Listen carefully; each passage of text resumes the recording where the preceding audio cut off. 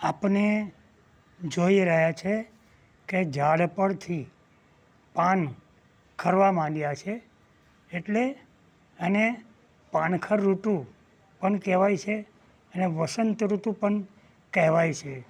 એટલે શિયાળાના અંત થવાનો સમય થઈ ગયો છે અને વસંત પંચમી પછી જે વસંત ઋતુ બેસે છે એની અંદર સવારે ઠંડી વધારે લાગે છે, બપોરે ગરમી પડે છે અને સાંજે થોડી ઠંડી લાગે છે.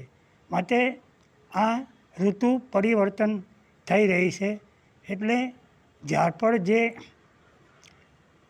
શિયાળાના પાન હતા એ બધા ખરી જશે.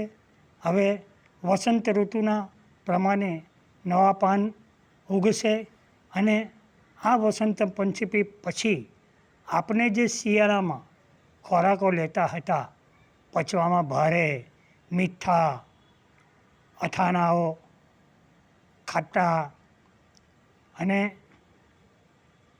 જે પણ પાકો હતા જે પચવામાં શરીરને લોડ આપે એવા, હવે એને ધીરે ધીરે ઓછા કરતા જવું પડશે. કેમ કે હવે વસંત પંચમી પછી સૂર્ય પોતાની 16 કળાએ ખીલીને એના કિરણો પૃથ્વીની નજીક વધારે આવવાથી માનવ શરીર પર એની અસર વધારે થવાના કારણે પાચન શક્તિ ઓછી થતી જાય. માટે પચવામાં ભારે ખોરાકો ઓછા કરવા પડે. અત્યારે આ સિઝનમાં આપને જે જલ્દી પચી જાય એવા અને વાયુ ન કરે એવા આહાર લેવા જોઈએ. જે રીતે તલ છે, નાળિયેર છે, નાળિયેરનું પાણી છે,